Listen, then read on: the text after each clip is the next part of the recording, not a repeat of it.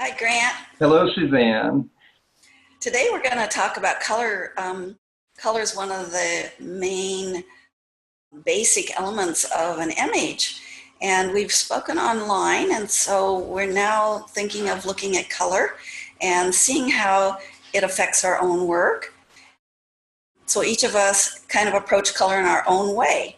And so I thought maybe you might want to start, Grant, and tell how you Sure. approach color, and then The first exercise I really wanted to do is I've always been very attracted and really have a emotional appeal to music, and especially I'm really drawn to the classical Baroque period of Handel and Bach and Mozart, and I wanted to see whether how to break up color as notes, and how notes and colors and patches of colors and how they relate to one another, and how what creates a harmony, what creates a really beautiful sequence of colors that are pleasant to the eye, that are delightful, like music can be. And I also wanted to see if there's different keys of colors, like there are keys in music or chords, and what works and what doesn't. So I really started out with a black on the left. I started with the top row first, and I just started with a value and getting dark to light in the center, and then go back to the dark, and on the cool on the left and the warm on the right. So I'm just kind of getting a flow to see what happens to the eye and what's pleasurable. And what's successful to me, I like these chords here, the black. I don't know if you can see my cursor, but it's deep blue and the aquamarine and the green. And so those work for me, and it was interesting to see what works or doesn't. On the second row, I just started out with a blue and went to high values in brightness, and then back to the red again. From light to the values were a little bit at the change in this particular bottom row. So, and then the next exercise, I really tried to experiment a little bit more, kind of become a little bit wild a little bit, and just, I started out with doing a brown color in the background up here in the top left, and started putting colors that I would think that would be harmonious to that first background brown color. So I have the dark brown and a little lighter in values, and then to really make this pop out, I wanted to add contrast, so I just tried to do a deep black. I started to get simpler down in the bottom row with just a green and just a hint of red, and there's a light, very, very light red, white, whitish red. And so after I finished these, I said, okay, what works for me? You know, what looks like, you know, it's pleasing to the eye. And I enjoyed this bottom right with the green, with a large field of red, and then a little bit of green down below with a stroke of black to just add a little punch. And then the one that actually doesn't work for me the most is this middle bottom one. It represents disharmony and dissonance to me, because I think the colors are so different. You know, there's yellow and blue. They're complementary, but there's a space in here that seems to be missing, and there's a streak of black that's right in the middle that's maybe not too aesthetic pleasing. And so I thought that was really interesting. Here's my third exercise, and I started just, again, putting colors that I thought would look really well together. And on some of these, I started blending colors. A hint of white against the blue field, and just a streak of orange down here in the bottom right, and again with the red over here. And I like this bottom row a lot because there seems to be a nice, soft, beautiful tone that's really pleasing to look at, and your eye goes in and out, and it's very subtle. So I found that interesting. You know, the subtlety was really very nice. And then I started doing this study. These are more light in value, pastel-like colors. Again, I put black just to highlight, to make the pastels punch out a little bit, have more depth. If I didn't have the black there, I think there would just be like a really very pale sheet of white with color on it. The next study I did was this piece that I made, and the first strokes that I made on this white canvas was these two strokes down here at the bottom, the red and the green. And then from there, I based everything else from those kind of a foundation strokes down there at the bottom. And I just started to use, okay, I decided I'll just use green and red, and just see in terms of trying to stay with the theory of just notes of separate patches of color, just to see how they relate to one another. And one of the great things about doing patches of color is because they're separate from each other, and you can see whether they relate to one another or not. They're very easy to really tell whether they're in harmony or disharmony.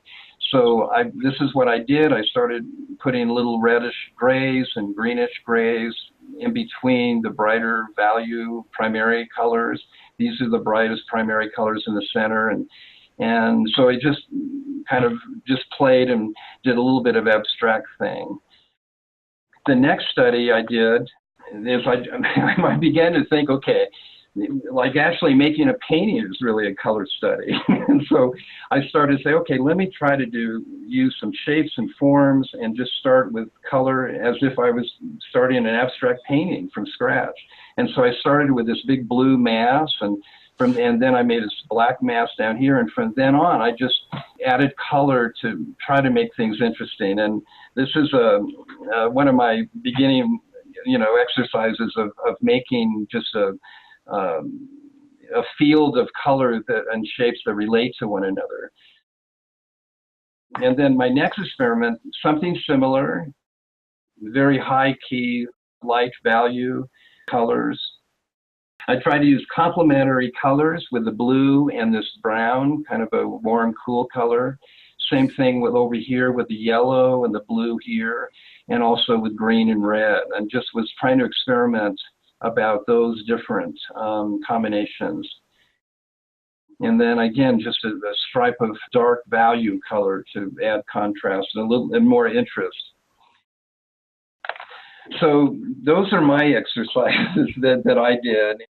What came up for me was how important doing these studies every day. It's like a practice to get comfortable with understanding how color affects us as artists, our own interest in our palettes, and like you say, getting that facility of light and darks and making the colors dance as we wish.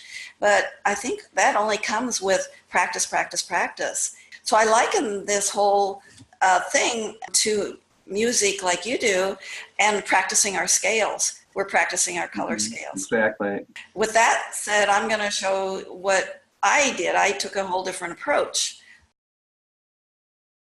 The way I started my color studies was to take the prism and the main primary colors, secondary colors, and do shades and tints of them so they're on a continuum. So I did this as an exercise just to get used to what happens when you add a black to a color and what happens when you add a white to a color, and you get the full range.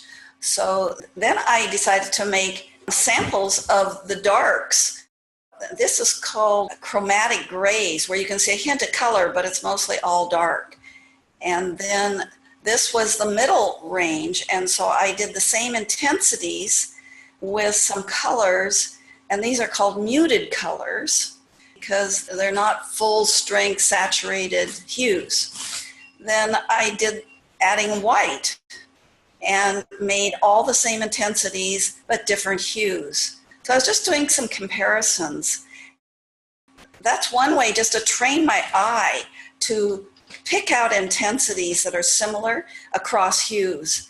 And that's really an art and a practice to continue to do. So then I decided to look at one hue, and this is a monochromatic image where I mixed it with lights and darks to make it a full range of intensities.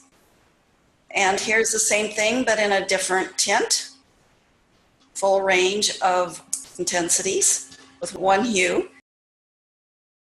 And here I did two hues and mixed them together. They're opposites, the red and the green. So in this case, the high intensity green and the high intensity red, all the way down to the dark achromatic red and greens, and then the muted colors or the lighter ones.